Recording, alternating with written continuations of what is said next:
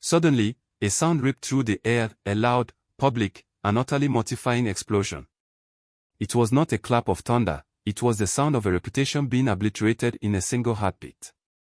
It came directly from the direction of Princess Ugomma. The banquet hall, usually filled with the melodic hum of royal conversation and the clinking of fine silver against porcelain, plunged into a deathly, suffocating silence. The music stopped mid-note. The prince's guests, the wealthiest merchants and most powerful nobles in the kingdom, froze. And then, the smell hit. It was a thick, putrid, and sulphurous stench, reminiscent of rotten eggs left to boil in the heat of a desert sun. It didn't just linger, it clawed at the back of every throat. All eyes, wide with visceral shock and mounting disgust, landed on the princess. Ugomma's face, usually radiant and composed, drained of every drop of color until she was ghostly pale. She was the morning star of AJ, a woman whose beauty was the subject of poets and whose grace was the gold standard of the kingdom. And in this one, wretched second, she was ruined. She stood there, her hands trembling as she clutched her silk gown, feeling the heat of 1,000 judgmental stares burning into her skin. Why was the most graceful woman in the land suddenly the source of such a vile, public disaster? How could this happen to her, of all people? And more importantly, as the prince's face twisted into an expression of raw, unadulterated fury, Ugomma realized the terrifying truth: this was no accident. This was a war, and she was currently losing the battle against an invisible, poisoned darkness she couldn't yet see. Many years ago, long before the banquet hall was filled with the scent of ruin, AJ was a place of peace. Princess Ugomma was the cherished daughter of King Maduka and Queen Uma. To look at Ugomma was to see grace personified. Her beauty was not just the symmetry of her features or the luster of her skin, it was the warmth of her presence. But every light has a shadow. For Ugomma, that shadow was Eber. They were inseparable, bound by a history that the villagers whispered about for years. Eber was the daughter of the queen's closest friend. When tragedy struck, a fever that claimed her mother's life in a matter of days, Eber was left an orphan, stranded in a world that had no room for the helpless. Ugomma, only a child herself, had seen the tears on the young girl's face and felt an ache in her own heart that she couldn't ignore. She had run to her father, the king, and knelt at his feet. "Father," she had pleaded, her voice thick with the earnestness of youth, "please, let her live with us. She has no one left in the world." The king, moved by his daughter's boundless empathy, had agreed. That was how Eber became a daughter of the palace. Ugomma shared everything with her, not just the crumbs of her life, but the abundance of it. She shared her finest silks, her gold-threaded jewelry, and the very affection of her royal parents. She treated Eber as an equal, never allowing a whisper of status to divide them. Yet, as the years drifted by, it became clear that nobility is a matter of the soul. Whenever they walked through the village market, the difference between them was stark. Ugomma's radiant spirit drew the village to her like a magnet. Villagers would stop their walk, dropping their baskets of yams and gourds just to catch a glimpse of the princess. They would bring her gifts of white flowers and woven trinkets.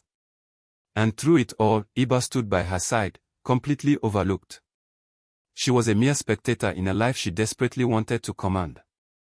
Eber began to keep a mental tally of these slights, storing them away in the dark, rotting corners of her heart. She didn't see a friend, she saw a rival who was stealing the life she believed was rightfully hers. As they blossomed into women, the attention shifted from mere admiration to something far more dangerous. Young men would stop their work in the fields, leaving their chores behind just to catch a glimpse of the princess as she strolled through the village square. One day, a wealthy merchant named Euka arrived from a neighboring land, his caravans laden with silks and spices. He didn't just see a pretty face, he saw a prize. He approached Ugomma in public, his voice booming with pride, declaring his intent to marry her. "You are the only woman in this realm worth my name," he announced, his gaze lingering on her with possessive intent. Ugomma was charmed by his boldness, but she was careful. She asked Eber what she thought, seeking guidance in her most trusted confidant. Eber, hiding her true venom behind a mask of sisterly devotion, smiled. "He is a brave man, Ugomma. He knows what he wants and has the courage to pursue it. You should consider him." But Ugomma didn't realize that by simply being herself, she had ignited a fire of hatred in the hearts of others. The other village maidens felt threatened. They whispered that the princess was a husband snatcher, a girl who used her smile to steal their futures. One afternoon, 4 of these bitter women confronted them on the village path. "How dare you," one hissed, her face contorted with jealousy. "You use your devilish smile to rob us of our futures. You think you are the only flower in AJ, but you are nothing but a thief." Ugomma, confused and hurt, tried to remain calm. "I am sorry if you feel this way, but my heart is not a weapon," she replied, her voice steady. But they were beyond reason. When it was later revealed that Euka was a deceiver, a man who had been playing with the hearts of 3 other women in the village, Ugomma immediately severed ties with him. She was the one who had been lied to, but the village didn't care about the truth. To them, she was the one who caused the drama. The seed of hatred had been planted, and Eber was nurturing it with dark, ancient rituals under the cover of night. Every time the princess was shamed, Eber felt a surge of cold, satisfying power in her chest. She had become the architect of Ugomma's misery, watching from the shadows as the morning star of AJ began to dim. Ugomma felt the shift in the air, the coldness of her own friends, the whispers that followed her like a haunting shadow.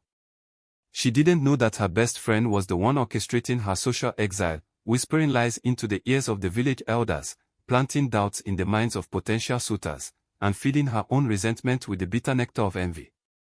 Ugomma remained trapped in her own innocence, oblivious to the fact that the woman who shared her bed was the same woman who was weaving the news for her dignity. The air in AJ grew heavy, thick with the unsaid accusations of the villagers.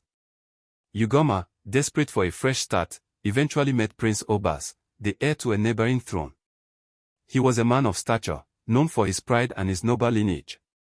When he asked for her hand, Ugomma felt a glimmer of hope, a chance to move beyond the petty squabbles and jealousies of her home village. The prince was deeply in love, or so it seemed. He wanted to show her off to his high-ranking friends and the kingdom's elite. He organized a royal banquet, a feast that was to be the talk of the realm for years to come. The tables were set with golden goblets, rare delicacies from distant lands, and the finest wines. The atmosphere was electric, buzzing with the prestige of a potential union between 2 powerful houses. Ugomma wore a gown of shimmering silk, her hair adorned with pearls. She looked every bit the princess she was. But as she entered the banquet hall, she noticed a strange, cold look in Eber's eyes. Eber had stayed behind in the palace, claiming a sudden illness, but her shadow seemed to linger over Ugomma like a dark omen. As the feast began, the conversation was lively and full of laughter. Then, the smell appeared.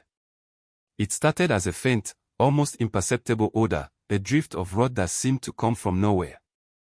Guests paused, glancing at one another, sniffing the air with confusion. The smell faded, and the feast continued. But minutes later, it returned with a vengeance. It was sulphurous, pungent, and utterly revolting. And then, the sound tore through the silence. A loud, sharp, and unmistakably human explosion erupted from the direction of the princess. Ugomma's heart stopped. She had not done this. She was sure of it. Yet, the sound had come from her, and the smell that followed was a physical assault. The laughter in the room died a violent death. The prince's friends, men of great pride, recoiled, their hands flying to their noses. "Princess," the prince whispered, his voice dripping with sudden, sharp embarrassment. Ugomma tried to apologize, to explain that she was as confused as they were, but before she could utter a word, it happened again. This time, it was louder, longer, and even more suffocating. The guests didn't wait for an explanation. They rose as one, abandoning their plates and fleeing the hall as if it were on fire. The prince turned to her, his face twisted in a mask of pure, unadulterated rage. "You have humiliated me in front of the entire kingdom," he spat, his voice echoing off the cold stone walls. "Is this who you really are? A vessel of filth?" Ugomma was sobbing now, her mind spiraling into a vortex of shame.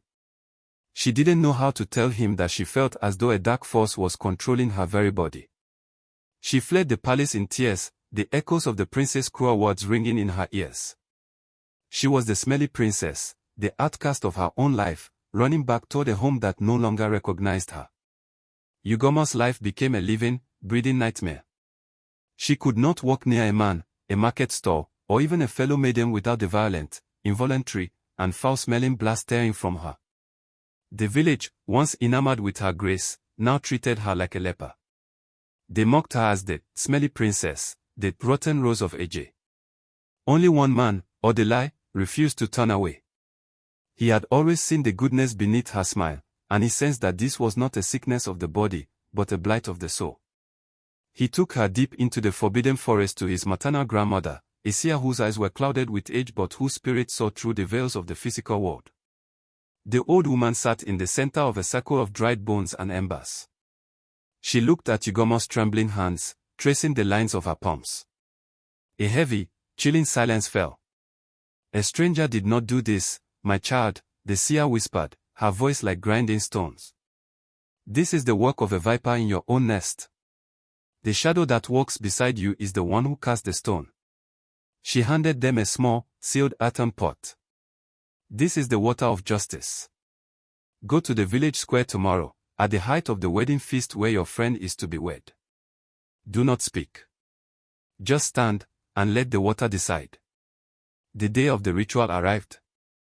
Eber, draped in expensive lace and gold, stood beside her groom-to-be, looking as radiant as a queen.